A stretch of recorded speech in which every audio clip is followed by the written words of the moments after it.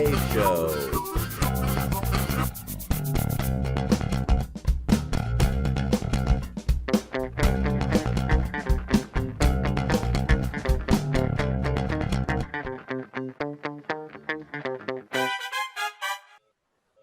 Hi, I'm Gene.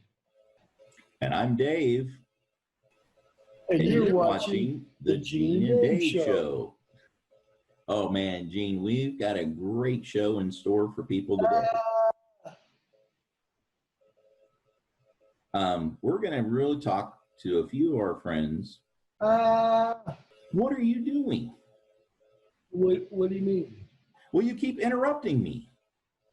Well, our show is all about interruption. No, it's about disruption, not interruption. Well, what's the difference? Disruption is the change of course, a new way of doing or viewing events or products. A good example is the iPhone. It totally changed the way we use smartphones. Disruption in this case is a good thing. Well, I guess it can be a bad thing too. COVID-19 is also a disruption. Oh, okay. So today we'll be talking about disruption in art. Well, not exactly. We'll be talking about using art as a medium to create disruption. Okay. Right, Celia? Well, hello. Thank you for bringing me in and getting me involved in this. I've been thinking a lot about disruption over these past few months and really looking at people that I know in my life and people that I've worked with over the years. And how have they changed the trajectory of art and disability? And we've done a lot with Actual Lives and with other organizations that really have addressed the stereotype and the perceptions of people with disabilities. And we look a lot at the different models that we've gone through over the decades, really, in terms of how we've dealt with people with disabilities, locking them away, then saying, well, maybe you can come out, but you have to be cared for. You're fragile. You have to be protected. Oh, no, you can't live on your own. And so art has been really kind of involved in shattering some of those barriers, right alongside our warriors that are out there, fighting for disability rights and taking us up to the passage of the ADA, which is celebrating its 30th anniversary. Happy birthday, ADA. And I got to thinking about a person that I had worked with and have been working with now for 20 years, and that's Terry Galloway. And Terry is a unique artist. She is deaf, and she went deaf very early on in her life, but she always wanted to be in the theater. If you know anybody that is in the theater, that is in their blood. They just can't think of doing anything else, and that was Terry. But she had to really shatter a lot of stereotypes and be what I call a disruptor in order to get anywhere. And so when I look at the body of her work, of course, I'm always drawn to the film that she made 20 years ago called The Miracle Worker. Now, we all know about the story of Helen Keller. We all know that she went deaf and blind as a very, very young child, and that she was a real little hellion because of that, and because she couldn't see and she couldn't hear. And nobody could really work with her. But then along came a teacher, Annie Sullivan, and Annie was able to, through her own methods, tame, as they say, Helen Keller. And Helen went on to be a major speaker, a role model for many, many people is put up on a pedestal, is really respected by many people. And Annie Sullivan was always referred to as the miracle worker because what she did was a miracle. And so it wasn't really a miracle. She just had techniques that she was able to use and determination and fortitude that she was going to get through to this young woman. Which you And never really get from watching the original film. what do you get? Yeah, when you watch the film, what do you get, Dave? Yeah, it's a miracle. Wow, just something absolutely magic happens. Right. She takes a water pump and she pumps a little water over Helen's hands, and it's a miracle. She knows how to say water. She understands that this nonsense that's going on in her hand is finger spelling, you know? And so it's all a miracle. So 20 years ago, Terry made a film, The Miracle Worker, where she sort of disrupted our vision of what the miracle worker was and how she did what she did.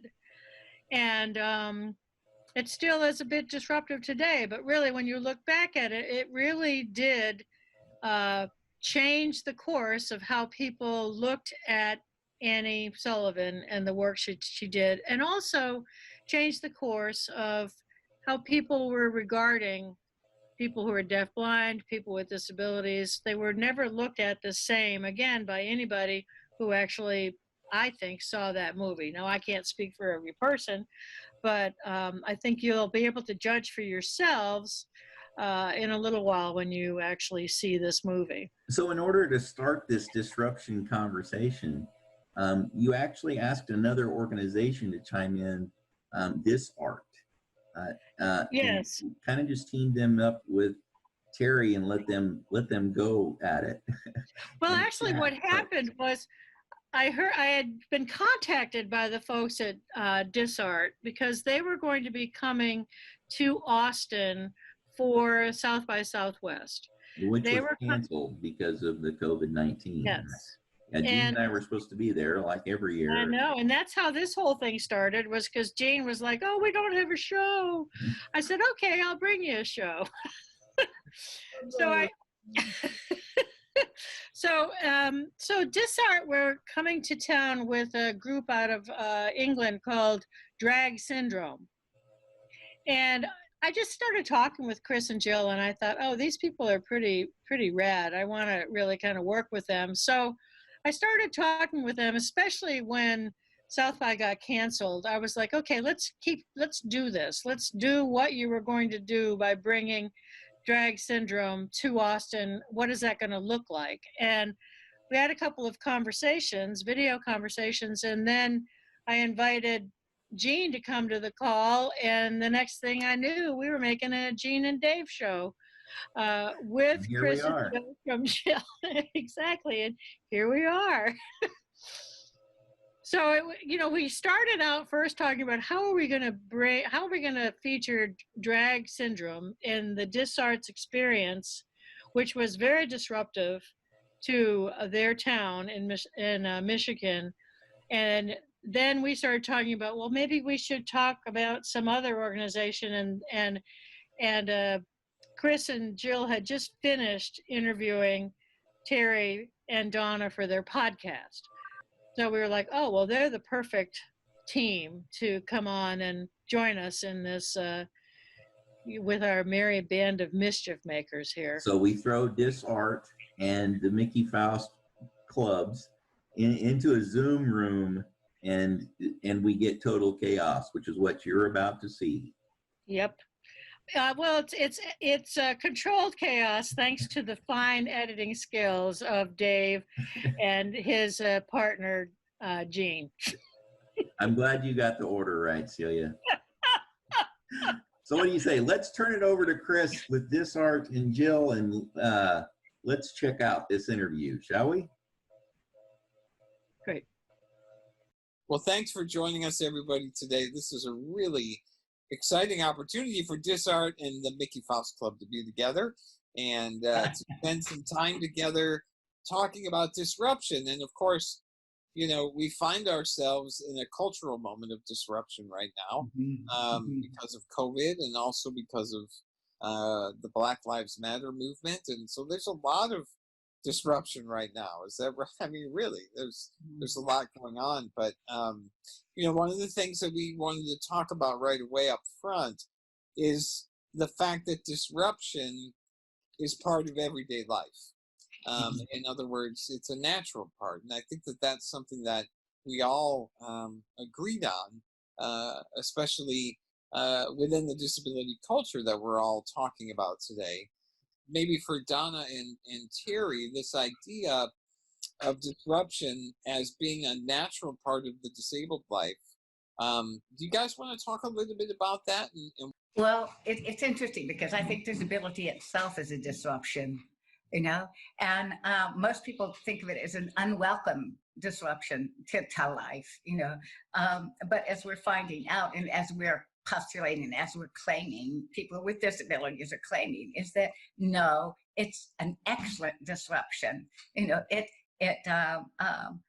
Disability of all sorts, of all kinds, and of all means is brings people's attention to what they're talking about as being normal. What they're talking about as being natural, because disruption, as you say, is a part of natural life. I mean, we have, hurricanes, earthquakes, mudslides, and disability. I'm going to put us right up there with that. Right. Because I think it's important to claim the power of that, because there is a power in being disrupted in that way.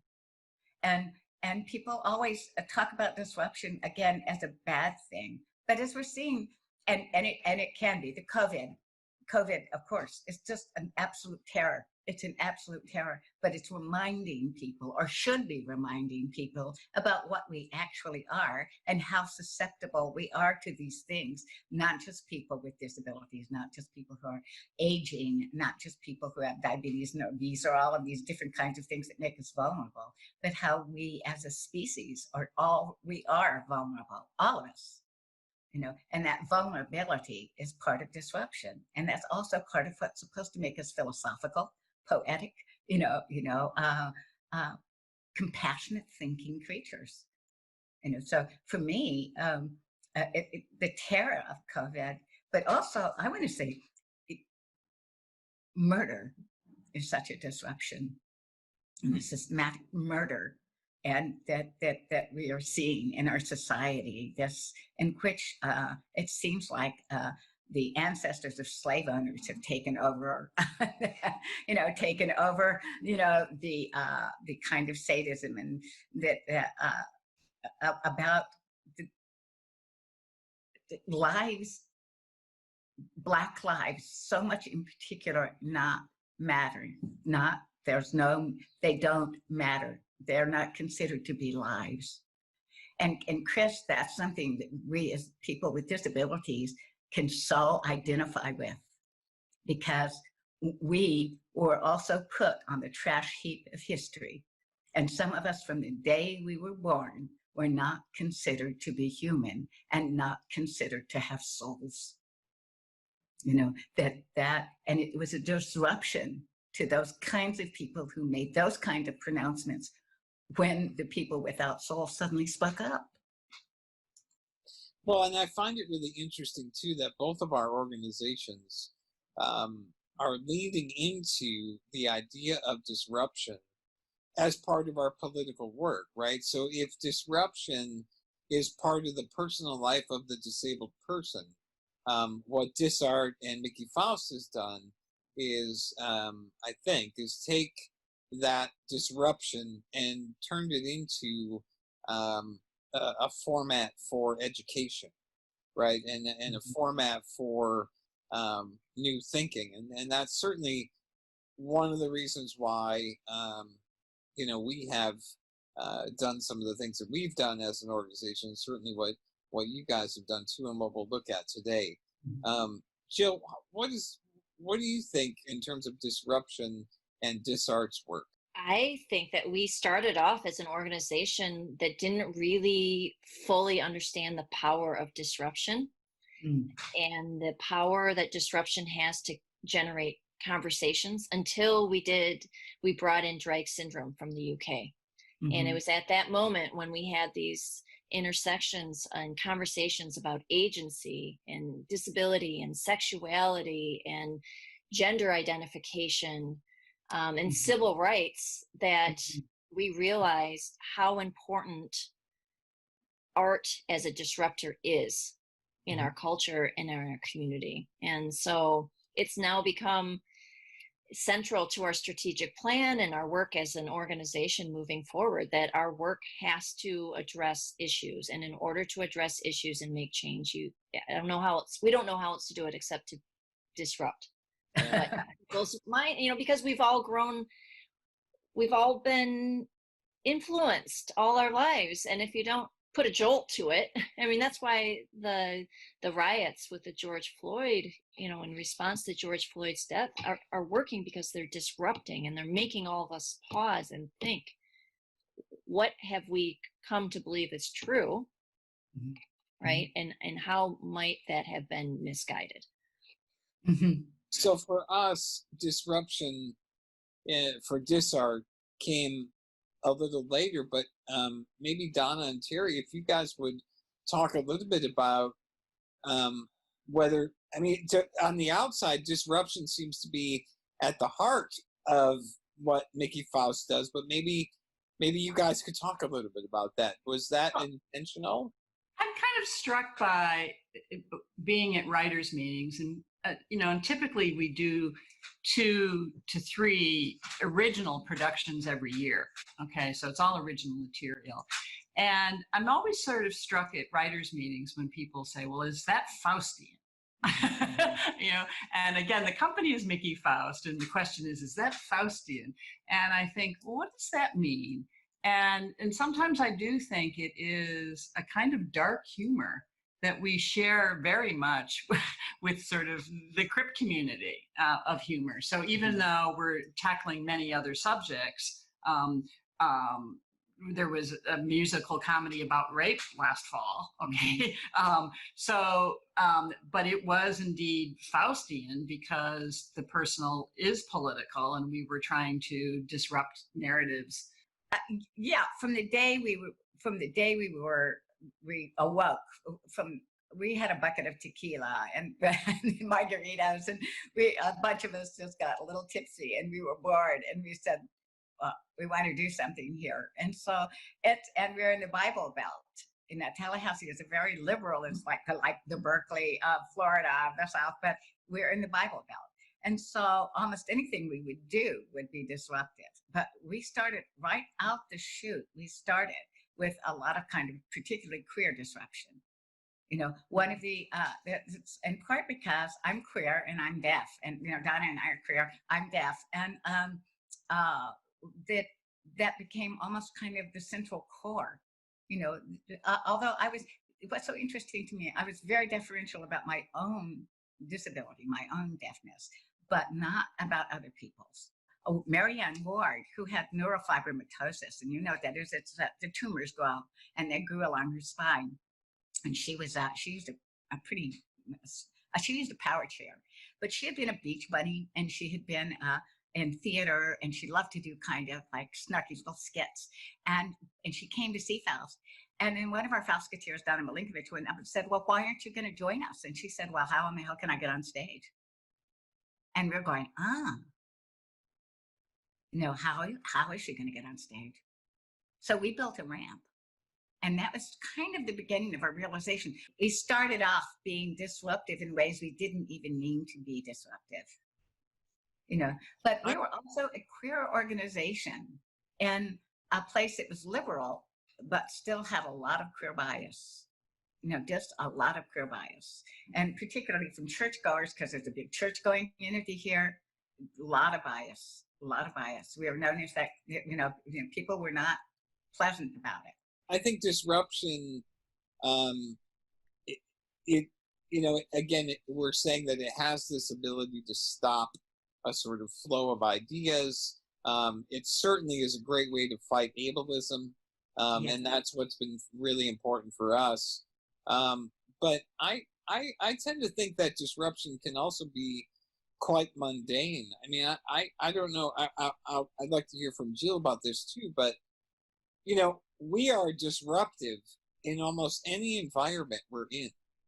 And so when Jill and I show up for a meeting in an office, because we do consulting work too, it's amazing to me how just the mere presence, right, of us in an office that hasn't dealt with disability before, Yes. right, that just our being is disruptive. I don't know, Yes. Jill, you want to chat about that a little bit? Yes. I think that's what Terry and Donna, you were referencing in your early days of the mere presence of different bodies and lifestyles was naturally disruptive to the normal ideas of how people live and work. But I want to say, Chris, about and Jill, about the whole idea of just being a disruption. Sometimes when Faust, for instance, would join in the queer pride parades or something like that, that you would see they're not expecting people in chairs, to be trans. They're not expecting to see people with CP be supporters of gays. They're not people, even in the most more radical situations, you can see it's the surprise. It's the and sometimes it's the ha that enlightens. That you see it and you don't go ugh, you go ha. That's the way it should be. That's the way it should be. And I think you're right. Just the presence of Rand and Casey on stage. Yeah, just the presence of some of our people on stage. People aren't expecting it. It's just they're not expecting it, and we, of course, that's the kind of disruption we're trying. And then we want to, after the disruption, we want to normalize we want to recalibrate the expectation, and then normalize that recalibrated expectation. Yeah, I never thought I wanted to be normal, but I did. But normal on my own, terms. What's normal? Well, I live a weird life, but it's pretty normal. So what's not normal? So it's like, again, recalibrating the definition. But I love that, Chris, because that was true also in with the Austin and the Tallahassee Actual Lives. And I'll never forget when Actual Lives went to Washington, D.C. to perform at the Kennedy Center the Disability Festival. When we go down the street, people think we're a parade because there are power chairs and wheelchairs and crutches and people limping and people going and signing, and it's just like, what's this? It's just that we're even, and also Chris, just the simple fact, the historical disruption of us being out in public, period. For so long in our history, in disability history, of course, we were supposed to not be seen or heard, just kind of shoved away and institutionalized or kept at home or hidden, and that history is still so recent that every time I see someone on the street who's not in theater, who's out there just going across the street in a power chair, I think, I'm so glad to see it. I'm so glad to see it. And I'm so glad that there are cuts in the street so I can see it. I think there's a point that I'd like to make, that we've been talking about disruption, and we'll get into art as disruption, because of course that's the main thing that we're here to talk about. But I do want to make it really clear that the fact that our bodies themselves are a sign of disruption, that isn't always a positive thing, right? I remember you bring up parades, and I remember my brother Brad, who's non-disabled, he was on a soccer team in high school, and my brother Randy and I and my mom and dad went to see him play, and we had to sit in like special seats, and my my brother and I are in wheelchairs, and yeah, that we had to sort of parade across the field Oh, to no. to get to the accessible seats. And I remember moments like that in which I didn't want to be disruptive, Yes. right? And it wasn't until I politically understood the power of disruption that became something that I favored. But there is Yeah. a lot of pain. There's a lot of pain in that. Yeah. Yes. I'm curious. I mean, that's an interesting story in terms of you not having the choice, Yeah. right, to be disruptive by your mere presence. And so I'm curious what it's like for people who have non-apparent disabilities as a whole, you know, or a shared experience of the ways that we interpret and experience the world with a non-apparent disability are not the norm either. I can kind of comment because I have an invisible disability, although it didn't seem that invisible to me, because it was visible. It was visible in the way I spoke, because again, I had deaf speak going up, that when and even though I have cochlear implants now, I'm very aware of that. I'm very aware of speech and what that means and what that signifies. And but so I can't speak for people. We have in our company, of course, we have about 3 or 4 people who have with high functioning autism. We have people with personality disorders. It's been very difficult for people with mental disabilities to be able to be in the company and do what they have to do, because theater is so intense. And there's not a good way to make the theatrical experience less intense.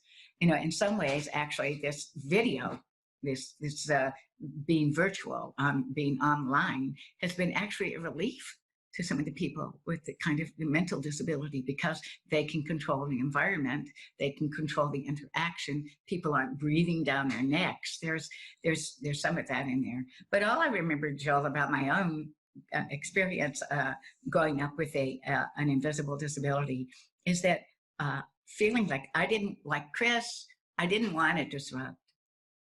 I didn't want to be the one who didn't hear, and so everything had to be redone again or reset again. I didn't want to be the one that other people couldn't understand because I had such a bad lateral lisp. I didn't want to be the one who was it up. And I didn't want to be that kind of disruptor. And so, but what's interesting to me, and talking to a lot of my friends, like my, particularly in Faust, is that how some of us learn to make that twist, that disruption that humiliates us, and turn it back. Make it so we become funny. Some of us, we become the comics. We we become the aggressors. Sometimes with it, or we get, but there was something I wanted to say here, and I remember when 2 things, both in Faust and, as I say, the Austin Actual Lives and Tallahassee Actual Lives. One of the hardest things to get people up on stage, with people with disabilities up on stage, was the fact that most of their lives, they had been, the ones with visible disabilities, had been stared at. Always the question was, why do you want me to get up on stage where people are going to be staring at me again? And of course, the thing that we would say is that because you control the stare. You get to decide how they see you, and you, as Kenny Free said in that book, get to stare back. That to me was a great revelation, also to me as well. So Jill, I can't really and won't talk for people who particularly, because I know that in terms of autism and in terms of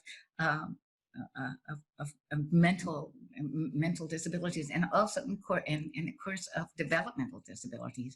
It's a different proposition there. There are different prejudices that come up. There are different difficulties, both with the medium, with the intimacy and of theater, you know.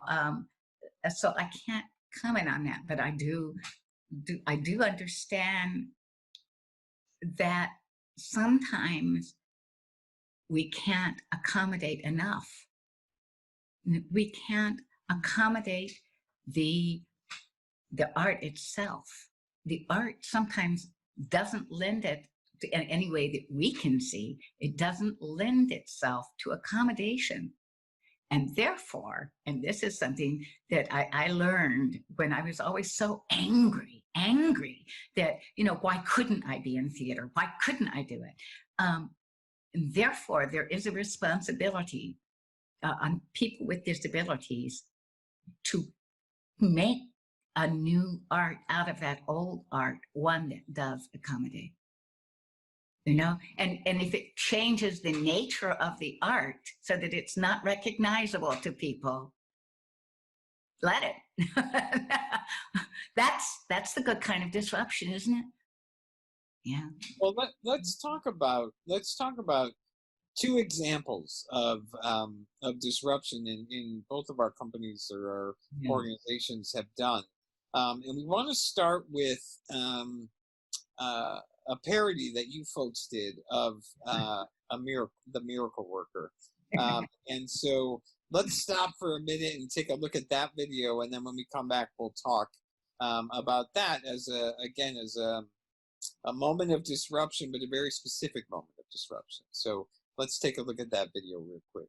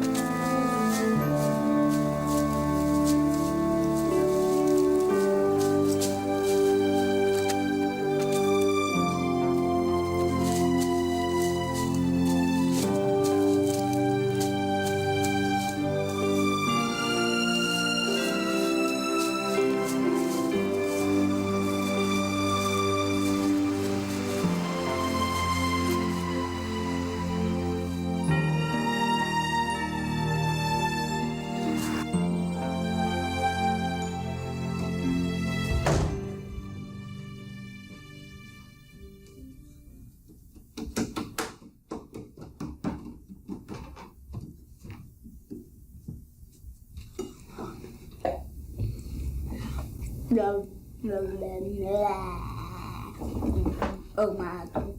Helen!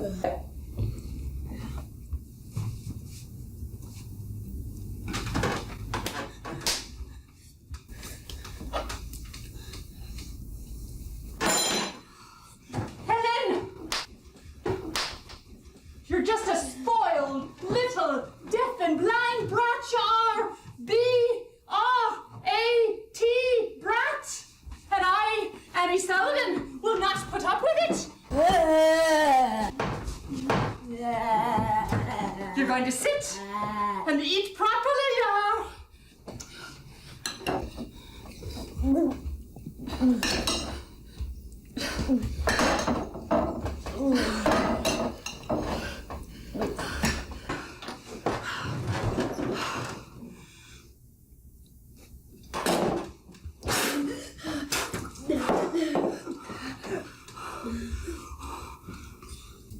Water.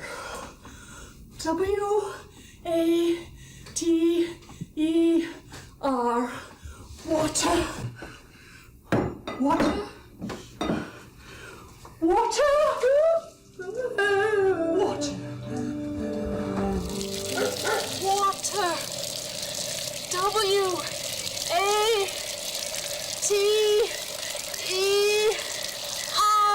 Water. Water. Are you trying to be difficult?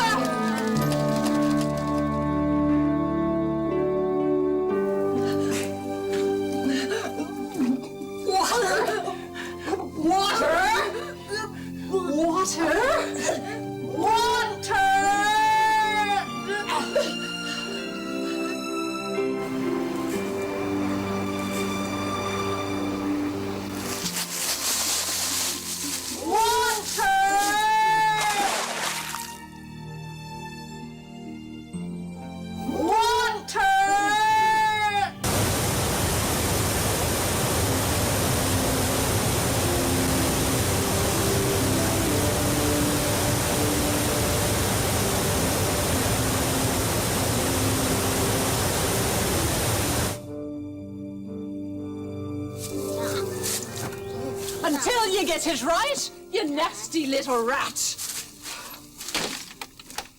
See ya!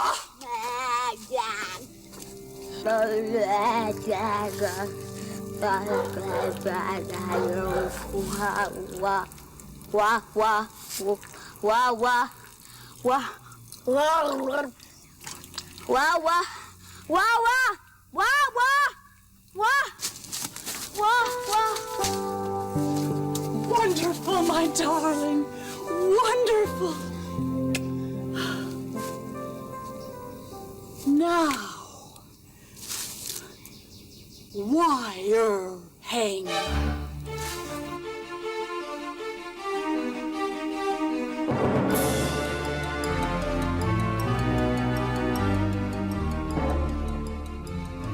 Hello, I'm Terry Galloway, one of the co-creators of this video parody that you just saw.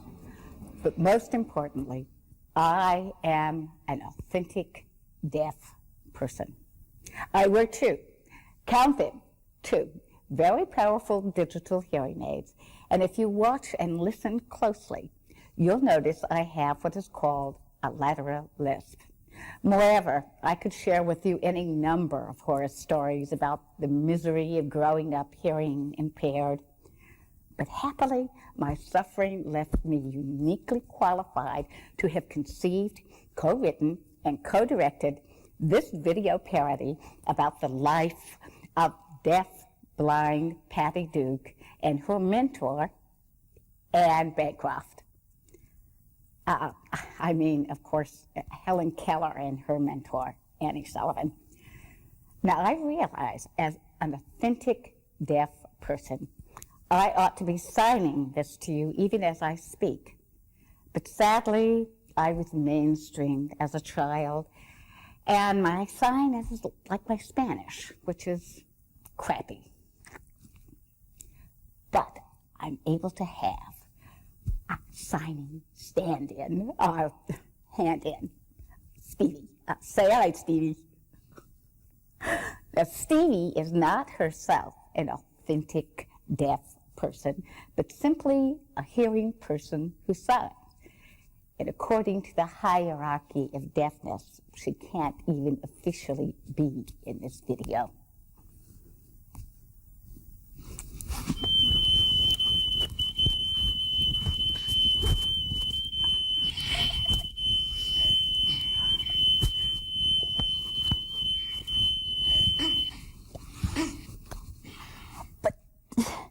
Perhaps that, too, is subject to interpretation. For a full account of Terry Galloway's suffering as a hearing-impaired child and adult, send $5 plus postage and handling to Stevie, handler of all things financial pertaining to the authentic deaf person, Terry Galloway, 1402 South Meridian, Tallahassee, Florida, 32301. Stevie, were you talking behind my back? Do I have any choice but to trust you? I was afraid of that.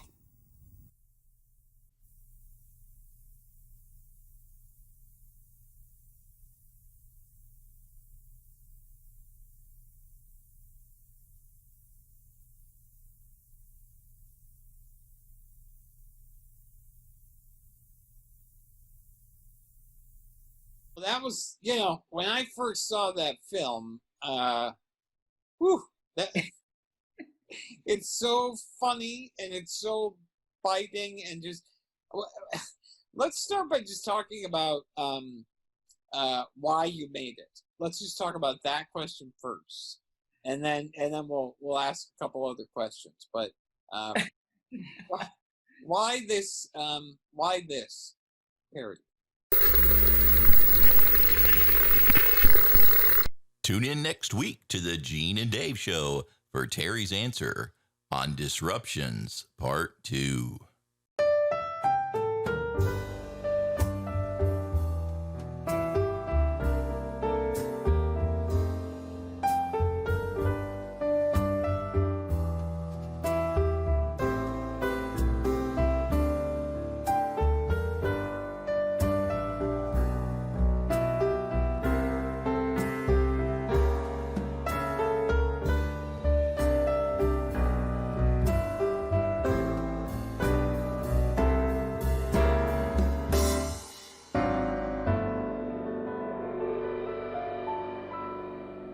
And can Mom afford to have help preparing her meals? We know what you're going through. AmeriGroup has a plan for people with Medicaid that helps them get the services they need to live at home. AmeriGroup. Choose us for helping your loved ones live at home. Call 1-800-964-2777.